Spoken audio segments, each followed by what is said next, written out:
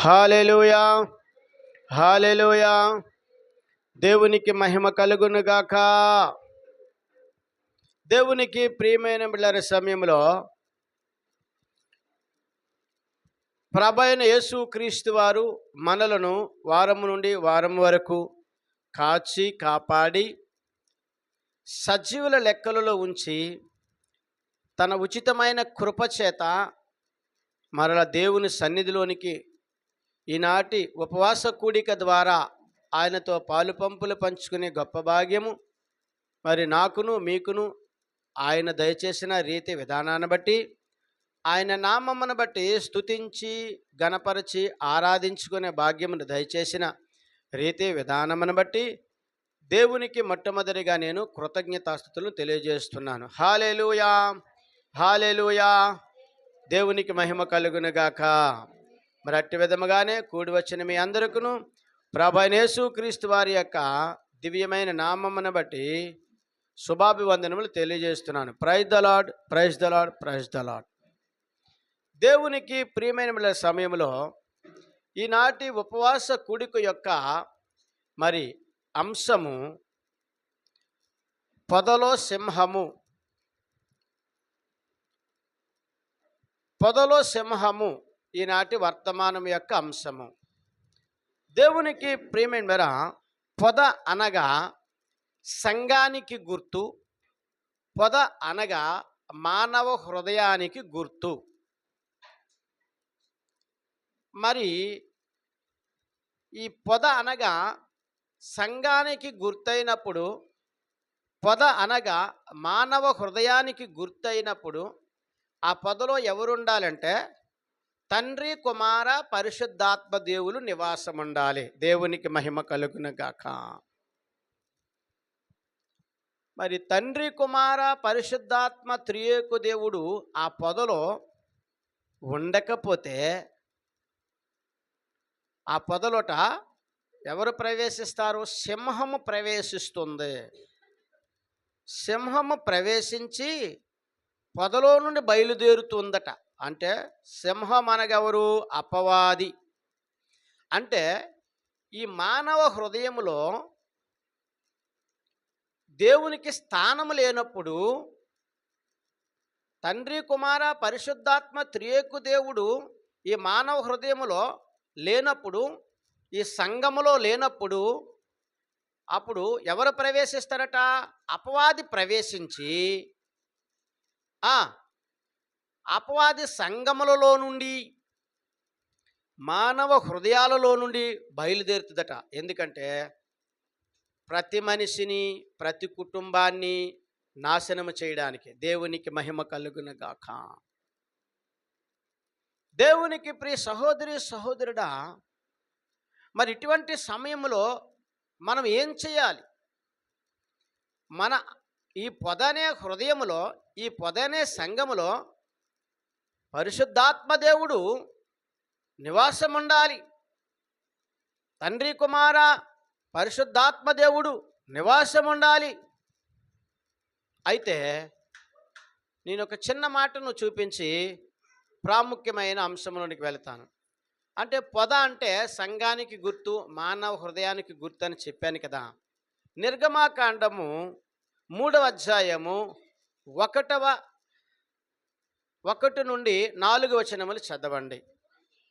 మోషే మిద్యాను యాజకుడైన యిత్రో అను తన మామ మందను మేపుచుండగా ఆ మందను అరణ్యము అవతలకు తోలుకొని దేవుని పర్వతమైన వచ్చెను, హోరేబునకు వచ్చెను. ఒక పొద నడిమిని అగ్ని జ్వాలలలో యెహోవా దూత అతనికి ప్రత్యక్షమయ్యెను. అతడు చూచినప్పుడు అగ్ని వలన ఆ పొద మండుచుండెను, కానీ పొద కాలిపోలేదు. అప్పుడు మోషే, ఆ పొద ఎలా కాలిపోలేదో నేను ఆ తట్టు వెళ్ళి ఈ గొప్ప వింత చూచెదను అనుకొనేను. దానిని చూచుటకు అతడు ఆ తట్టు వచ్చుట యెహోవా చూచెను. దేవుడు ఆ పొద నడుమ నుండి మోషే మోషే అని అతనిని పిలిచెను. అందుకు అతడు చిత్తము ప్రభువా అనేను. ప్రార్థన చేద్దాం. సకల ఆశీర్వచనములకు కారణభూతుడివైన మా యేసు ప్రభువా, నీ ఘనమైన నామానికే స్తుతులు స్తోత్రాలు, నీ సుందరమైన నామానికే లెక్కలేని వందనాలు. ఈ రాత్రికాల సమయంలో ఈనాటి ఉపవాస కూడిక ద్వారా నీ నామమును బట్టి స్తుతించాము తండ్రి, ఘనపరిచాము నాయన, ఆరాధించాము. కేవలము నీ ఉచితమైన కృపచేత మాత్రమే.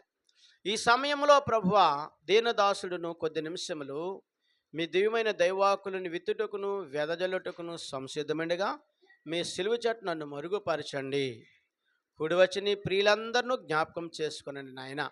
వినగలిగే చెవులను, గ్రహించగలిగే హృదయాలను దయచేసి ఆది నుండి అంతము వరకును మీరే ఉండి నడిపించండి.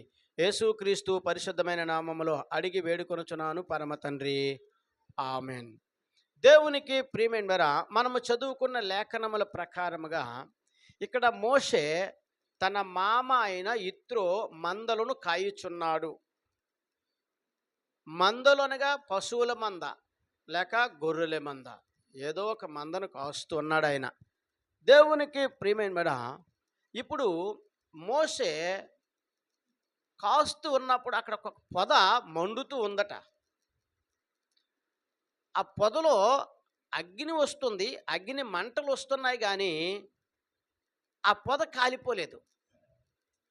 అప్పుడు వెంటనే మోషే ఏంటి వింత చూద్దామని అక్కడికి వెళ్ళినప్పుడు ఆ పొదలో నుండి దేవుని స్వరం వచ్చింది. దేవునికి మహిమ కలుగునగాక. మోషే అని పిలుస్తున్నాడు. మోషే మోషే అని పిలిచినప్పుడు మోషే చిత్తం ప్రభువా అన్నాడు. అంటే నేను ఇప్పుడు ఆ రెఫరెన్స్ మీకు ఎందుకు చూపించానంటే, ఇక్కడ పొద అనగా మానవ హృదయానికి సంఘానికి గుర్తని. ఆ పొదలు ఎవరు ఉండాలి? పరిశుద్ధాత్మదేవుడు, తండ్రి కుమార పరిశుద్ధాత్మదేవుడు ఉండాలి. నీ హృదయములో పరిశుద్ధాత్మదేవునికి స్థానం ఉండాలి. నీ హృదయములో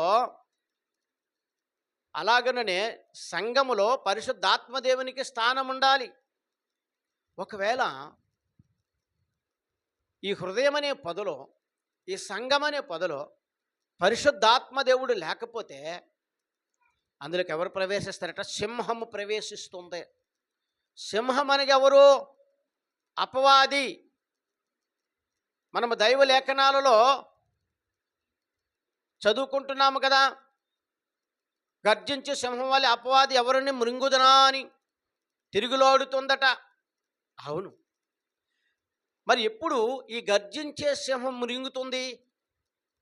నీ యొక్క ఆ యొక్క సంఘమనే పొదలో పరిశుద్ధాత్మదేవుడు లేనప్పుడు, హృదయం అనే పొదలో పరిశుద్ధాత్మ లేనప్పుడు ఖచ్చితంగా సింహము ఆ పొదలో ప్రవేశించి పొదలో నుండి బయటకు వస్తుందట. చూద్దాం.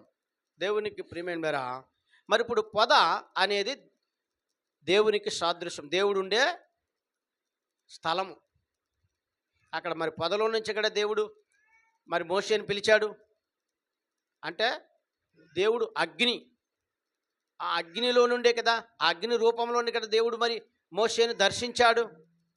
అందుకు మనముడు పొద అనగా మానవ హృదయానికి, పొద అనగా సంఘానికి సాదృశ్యము. మంచిది.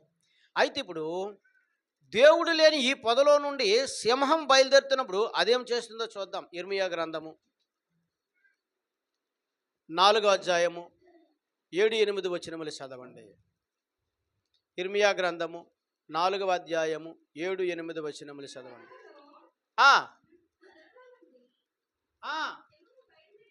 సింహము బయలుదేరి ఉన్నది, జనముల వినాశకుడు బయలుదేరి ఉన్నాడు.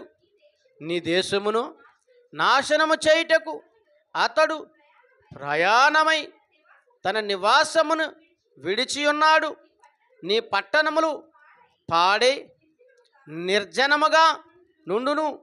ఇందుకై గోనె పట్ట కట్టుకొనుడి, రోదన చేయుడి, కేకలు వేయుడి. యెహోవా కోపాగ్ని మన మీదకు రాకుండా మానిపోలేదు.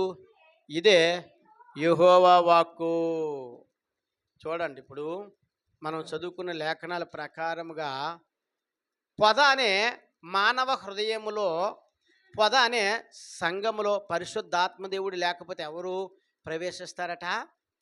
సింహము ప్రవేశిస్తుంది. ఈ సింహం ఎవడు? అపవాది సాతాను. ఆడేం చేస్తాడట? పొదలలో నుండి సింహము బయలుదేరుచున్నది. ఎప్పుడైతే మానవ హృదయంలో దేవునికి స్థానం ఉండదో, ఎప్పుడైతే సంఘంలో పరిశుద్ధాత్మకు స్థానం ఉండదో, ఈ మానవ హృదయం అనేకమైన పాపాలతో నిండిపోతుంది. అనేకమైన ఆకర్షణలను చూసి లోనైపోతుంది. అనేకమైన పాపాలను ఈ మానవ హృదయంలోనికి ప్రవేశిస్తే, ఎందుకు ఎవడున్నా ఇక్కడ సింహం ఉంది. ఎవరా సింహ? అపవాది నీకు అనేకమైన పాపాలు చూపిస్తే నీ యొక్క హృదయం, నీ అంతరంగం పాపంతో నిండిపోద్ది. మరి పాపముతో నిండిపోయిన మనిషి ఏమైపోతాడు? పతనమైపోతాడు, నశించిపోతాడు. ఏమండి, అపవాది నశింపజేయడానికి వస్తున్నాడు. పొదలలో నుండి సింహం బయలుదేరుచున్నది అంటే సంఘములో నుండి సింహం వస్తుందట, హృదయంలోని సింహం బయలుదేరుతుందట. అంటే ఇప్పుడు దానికి అర్థం ఏంటంటే, సంఘంలో పరిశుద్ధాత్మ లేదు, హృదయంలో పరిశుద్ధాత్మకు స్థానం లేదు. నీ హృదయం అంతా అసూయతోనూ ద్వేషముతోనూ పాపముతో నిండి ఉంది గనుక మరి దేవుడు నీ అంతరంగంలో నివాసం చేయడు. మరి ఎప్పుడైతే నీ అంతరంగంలో దేవుడు నివాసము చేయడో అప్పుడు ఎవరు ఉంటాడు? దయ్యం ఉంటుంది. అదే సింహం. బైబిల్ లేఖనాల్లో మనం చదువుకుంటున్నాం కదా, ప్రభువైన యేసుక్రీస్తు వారు ఒక దగ్గర ఒక ఉపమానం చెప్పారు. ఒక గృహంలో 7 దయ్యాలు ఉన్నాయి. ఆ 7 దయ్యాలు వదిలించేశాడు. ఆ 7 దయ్యాలు వెళ్ళిపోయాయి. వెళ్ళిపోయిన తరువాత ఆ ఇల్లు చాలా చక్కగా ఊడవబడింది, కడగబడింది, అలంకరింపబడింది, మంచి వెలుతురుగా ఉంది ఆ గృహము. ఇప్పుడు వదిలి వెళ్ళిన 7 దయ్యాలు ఒక దెయ్యం వచ్చి చూసిందట. ఎందుకంటే ఆ గృహం ఎలాగుందో చూద్దామని. నేను వదిలి వెళ్ళిపోయిన గృహము ఎలా ఉందో చూద్దామని మరలా వెనక్కి వచ్చింది. వచ్చేటప్పుడు ఆ గృహము వెలుగుతో ఉంది, ఆ గృహము ఊడవబడింది, ఆ గృహము శుభ్రం చేయబడింది. కానీ అక్కడ ఎవరు లేరట? పరిశుద్ధాత్మ దేవుడు లేడు ఆ గృహంలో. అప్పుడు వెంటనే వెళ్ళిపోయిన దెయ్యము ఇంకొక 7 దెయ్యాలు తీసుకుని వచ్చి అక్కడ నివాసం అందట. దేవునికి మహిమ కలుగును గాక. ఈ రాత్రి ప్రభువైన యేసుక్రీస్తు నీతో మాట్లాడుతున్నారు. నువ్వు ప్రార్థన చేస్తున్నావు, నువ్వు ఉపవాసం ఉంటున్నావు, దైవ భక్తి కలిగి ఉన్నావు, దేవుని భయము కలిగి ఉన్నావు, కానీ అంతరంగములో దేవునికి స్థానము లేదు. నీ మనస్సులో దేవునికి స్థానము లేదు. నువ్వు సంఘానికి వస్తున్నా కానీ సంఘములో పరిశుద్ధాత్మ లేదు.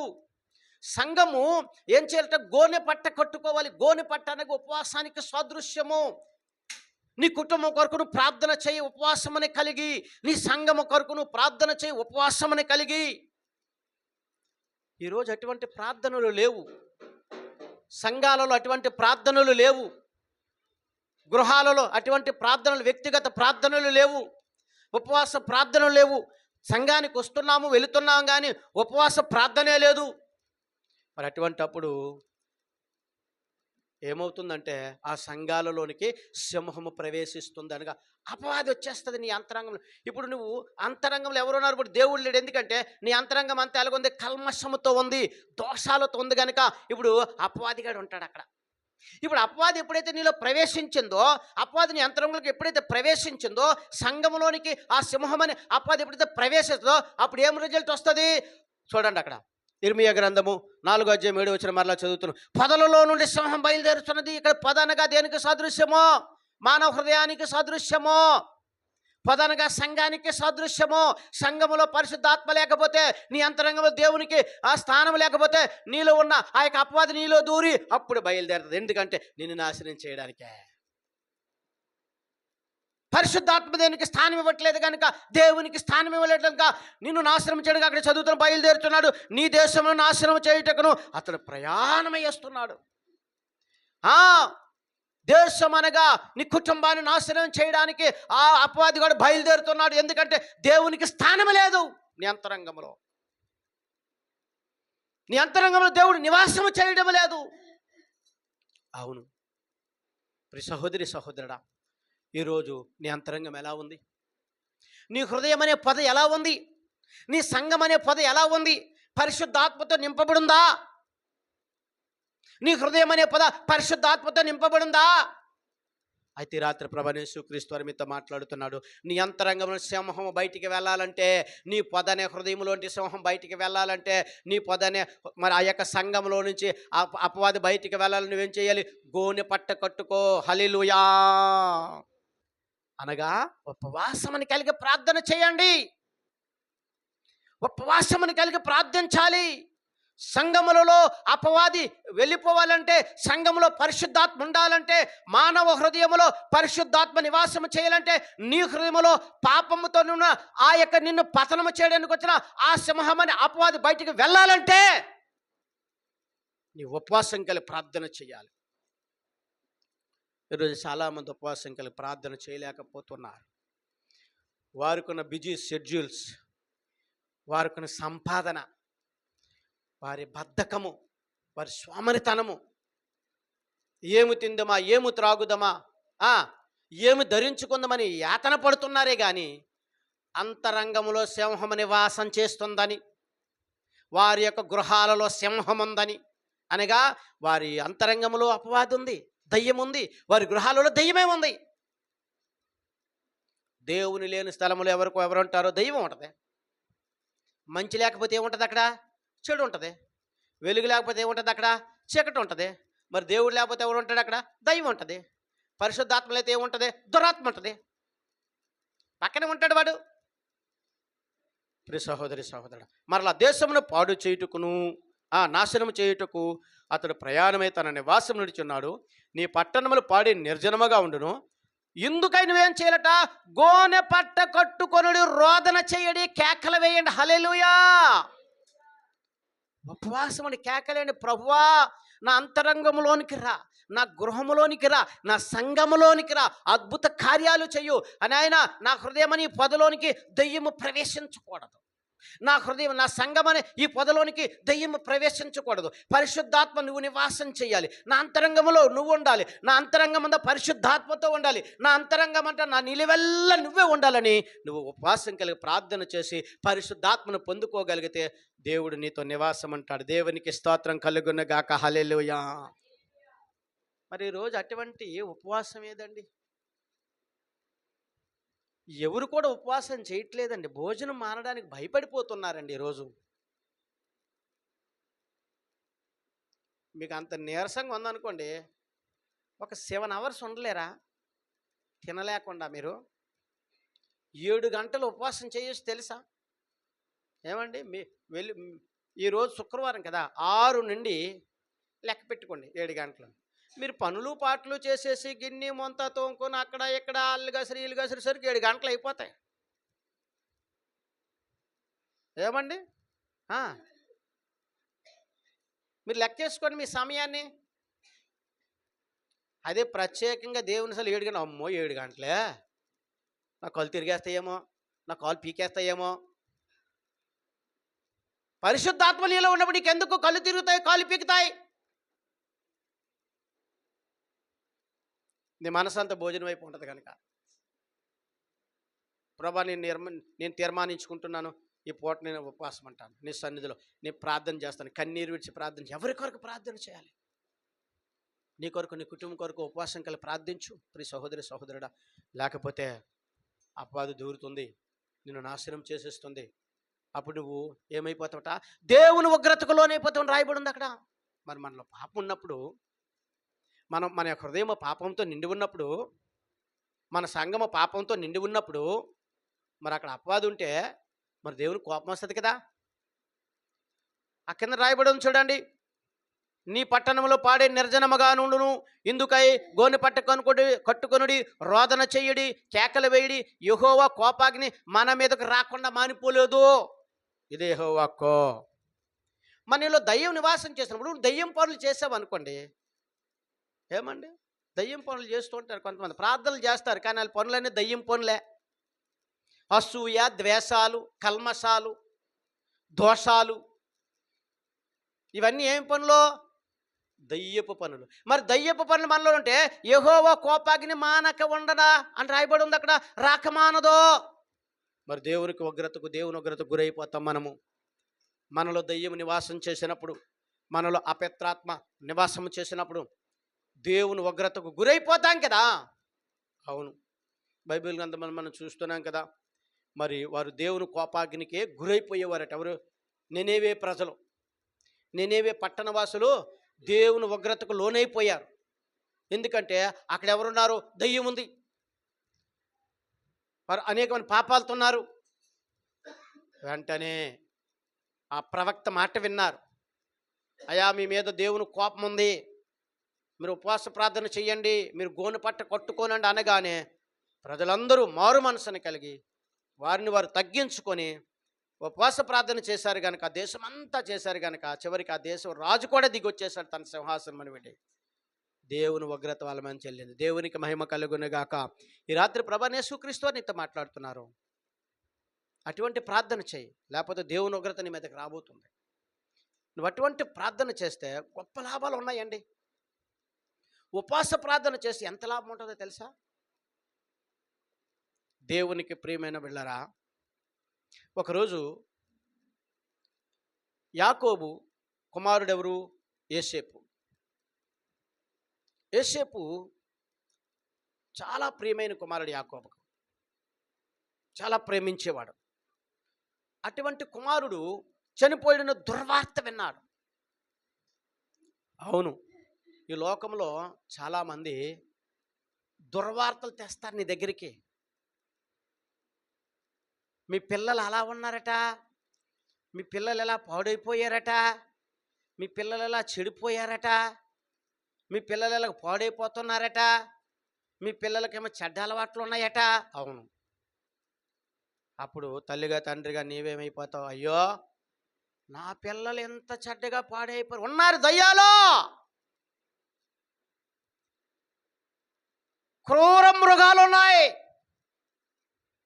క్రూర మృగాల మధ్యన నివాసం చేస్తున్నావు. ప్రియ సహోదరి సహోదరుడా, ఆ క్రూర మృగాలు, అదే చెడ్డ వార్త తెచ్చిన వ్యక్తి మరలా నీ దగ్గరికి వచ్చి, మీ పిల్లలకు మంచి ఉద్యోగం వచ్చిందట, మీ పిల్లలు ప్రయోజకులు అయిపోయారట, ఆహా మీ పిల్లలు ఏం మంచి పిల్లలండి, మీ పిల్లలకి ఎంత క్రమశిక్షణ ఉందండి, మీ పిల్లలు ఎంత ప్రయోజకులు ఎలా అయిపోయారండి అనే వార్త కూడా తెస్తారు. దేవునికి మహిమ కలుగునుగాక.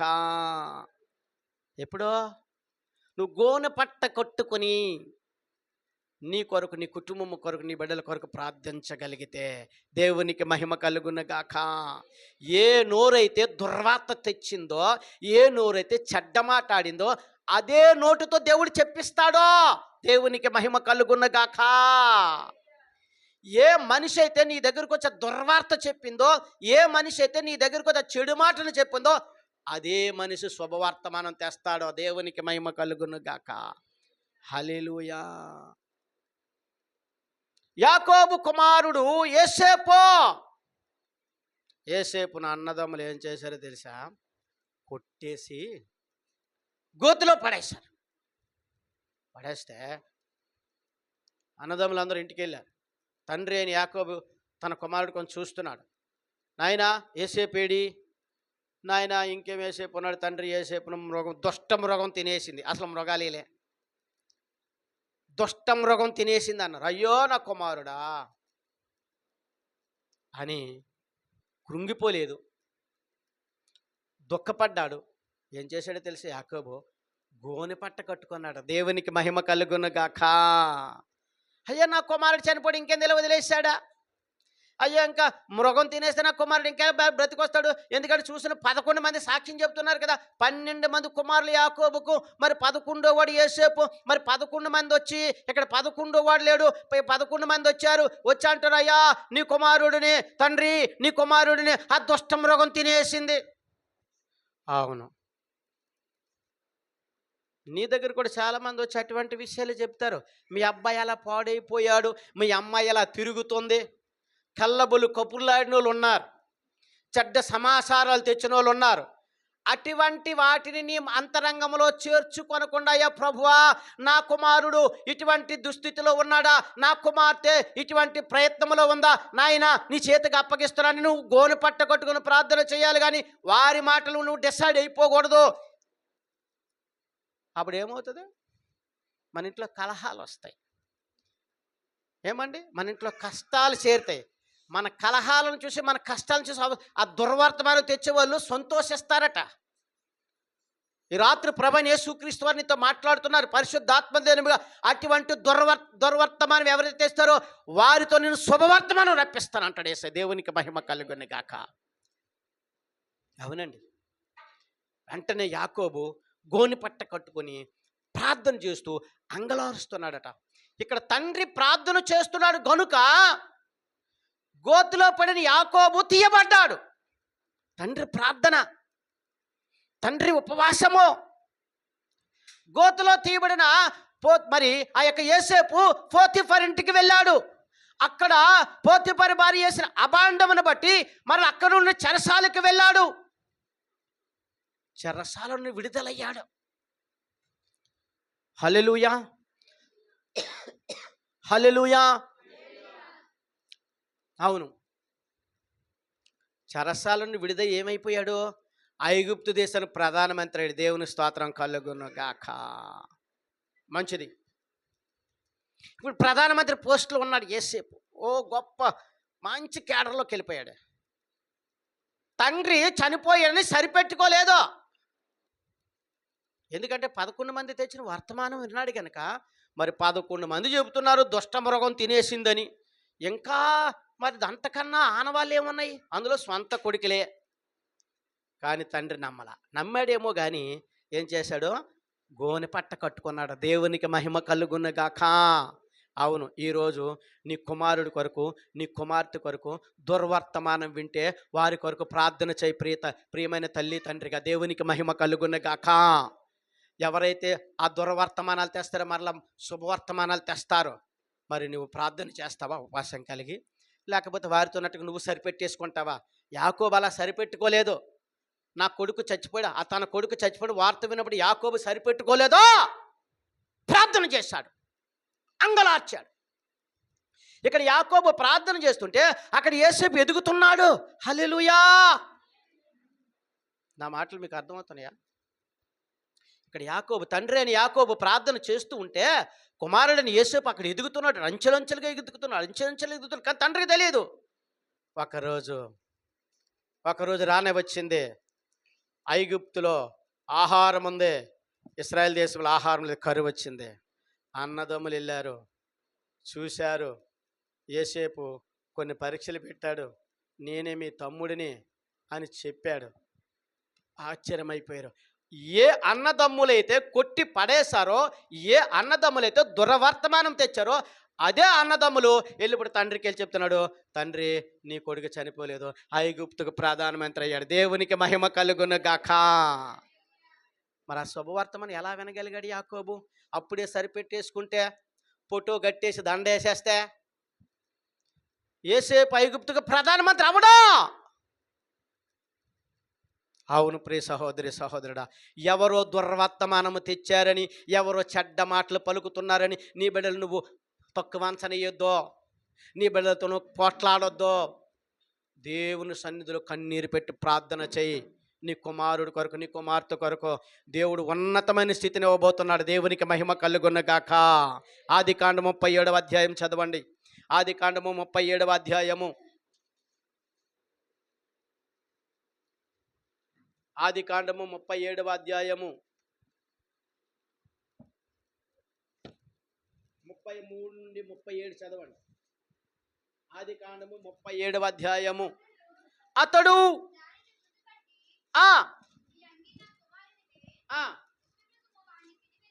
అవును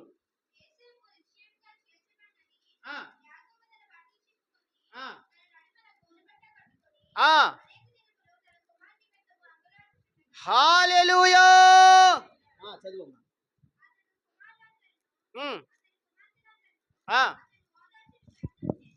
అవును.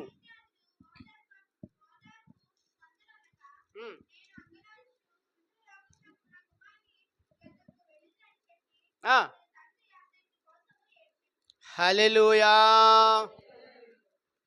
ఇక్కడ యాకోబు కుమారులు తెచ్చిన వర్తమానాన్ని బట్టి యాకోబు దుఃఖించాడు. అయ్యో నా కుమారుడు చనిపోయాడా, అని. మరి చనిపోయిన కుమారుడికి ఏం చేస్తారు? ఏం చేస్తారండి ఇహలోకంలో ఏం చేస్తారు? దండేసి ఫోటో వేస్తారు. దేవునికి మహిమ కలుగునుగాక. ఇక్కడ యాకోబు అది చేయలే. గోనె పట్ట కట్టుకున్నాడట. హల్లెలూయా! చూడండి అక్కడ యాకోబు తన బట్టలను చింపుకుని తన నడుమును గోనె పట్ట కట్టుకుని అనేక దినములు తన కుమారుని అంగలారుతున్నాడు. చచ్చిపోయిన వారి కోసం ప్రార్థన చేయాలి మరి. ఏమండి? మీకు అర్థమవుతున్న మాటలు? వార్త విన్నంటనే ఏడ్చాడు.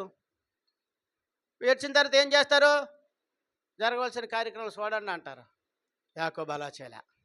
గోనె పట్ట కట్టుకున్నాడట. కుమారుడు కొరకు అంగలారుస్తున్నాడు. ఇక్కడ తండ్రి ప్రార్థన చేస్తున్నాడు, అక్కడ కుమారుడు ఎదుగుతున్నాడు. దేవునికి మహిమ కలుగునుగాక. ఏ కుమారులైతే దుర్వర్తమానం తెచ్చారు కదా, అదే మరల వాళ్ళు వచ్చి అక్కడ ఏం చెప్తున్నారు? తండ్రి నీ కొడుకు చచ్చిపోలేదు, నీ కొడుకు ఐగుప్తులో ప్రధానమంత్రి అయ్యాడు అన్నాడు. దేవునికి మహిమ కలుగునుగాక. నేను ప్రకటించిన యేసు అసాధ్యములు స్వసాధ్యములు చేసేస్తాడు కనుక నువ్వు నీ కుటుంబం కొరకు, నీ బిడ్డల కొరకు ఉపవాసము కలిగి గోనె పట్ట కొట్టుకుని ప్రార్థించి దేవునికి మహిమ కలుగునుగాక. దేవుడు నిన్ను నీ కుటుంబాన్ని ఒక ఉన్నతమైన స్థితిలో తీసుకొని వెళ్ళబోతున్నాడు. నిన్ను నీ పిల్లలకి ఒక ఉన్నతమైన స్థితిని ఇవ్వబోతున్నాడు. ఎవరో చెప్పిన చెడ్డ సమాచారాన్ని బట్టి, ఎవరో చెబుతున్న చెడు మాటలను బట్టి, ఎవరో తెస్తున్న దుర్వర్తమానం బట్టి కుంగిపోక, మరి నలిగిపోక, దుఃఖానికి గురికాక ప్రార్థన చేయి. నీ బిడ్డల కొరకు ఒక మంచి వర్తమానం వినబోతున్నావు. ఎందుకంటే ఇక్కడ యాకోబుకు తెలియదండి, కానీ అక్కడ యోసేపు నిజంగా చనిపోయాడు అనుకున్నాడు యాకోబు, కానీ ప్రార్థన మాత్రం చేస్తున్నాడు. ఒక దినాన్ని యాకోబుని చూశాడు. యాకోబు ఉన్నతమైన స్థితిని చూశాడు దేవుడు. అట్టి విధముగా తల్లిదండ్రులుగా మనం ప్రార్థన చేయాలి. కానీ సంఘాలలో ఎవరు ఉండాలి? పరిశుద్ధాత్మ ఉండాలి. కానీ సంఘం అనే పొదలు ఎవరు ఉండాలి? పరిశుద్ధాత్మ ఉండాలి. హృదయం అనే పొదలు ఎవరు ఉండాలి? పరిశుద్ధాత్మ ఉండాలి. నీవు ప్రార్థన చేసేటప్పుడు నీ ప్రార్థనకు ప్రతిఫలం రావాలంటే నీ అంతరంగంలోని ఈ యొక్క హృదయం అనే పొదలు ఎవరు ఉండాలి? దేవుడు ఉండాలి. దేవుడికి స్థానం ఇవ్వు.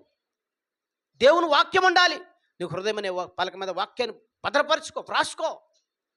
వాక్యానుసారం జీవితం జీవించు. ఉన్నతమైన స్థితులు చూస్తావు.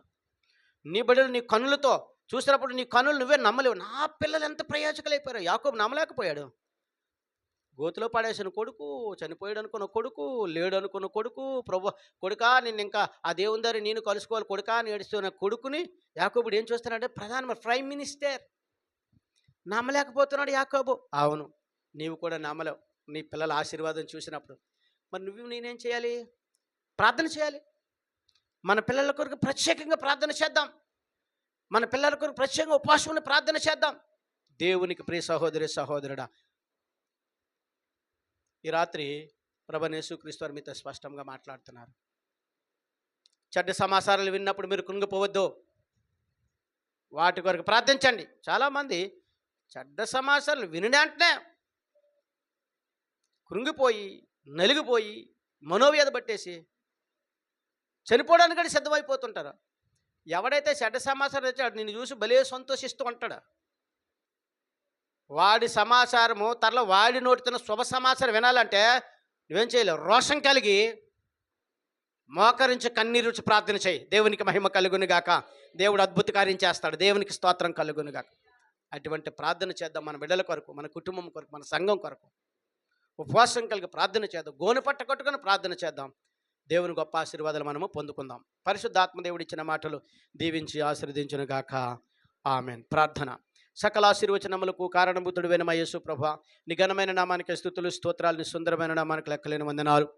ఈ రాత్రి నీవు మాట్లాడిన ప్రతి మాట జీవపు ఓటగలిగింది ప్రభువా. అవును, ఈ రాత్రి నువ్వు మాతో మాట్లాడు ప్రభువా. చెడ్డ సమాచారం విన్నప్పుడు, చెడ్డ సమాచారము వినినప్పుడు ఎవరైతే తెచ్చారో వారి ఎదుగు ఎత్తుతానంటున్నా మమ్మల్ని ఉపవాసం కలిగి ప్రార్థన చేయమంటున్నావు. మా హృదయం అనే పదలో నీవు ఉండాలంటున్నావు. మా పదనే సంఘంలో నీవు ఉండాలంటున్నావు కనుక అట్టి విధంగా తను మా సంఘంలో పరిశుద్ధాత్మ దేవునికి ఏలుబడి చేయండి. మా అంతరంగంలో నివాసం చేయండి. మా బిడ్డలో ఒక ఉన్నతమైన స్థితి తీసుకుని వచ్చి సహాయం దయచేయండి ప్రభా. విత్తిన వాక్కు 30 వంతులు 60 100 వంతులు ఫలింపదచ్చింది. యేసుక్రీస్తు పరిశుద్ధమైన నామంలో అడిగి వేడుకొంచున్నాను పరమ తండ్రి. ఆమెన్. దేవునికి ప్రియమైన సమయంలో తైలాభిషేకంలో మనం ప్రవేశిద్దాం. మరి ఈరోజు ప్రార్థన రిక్వెస్ట్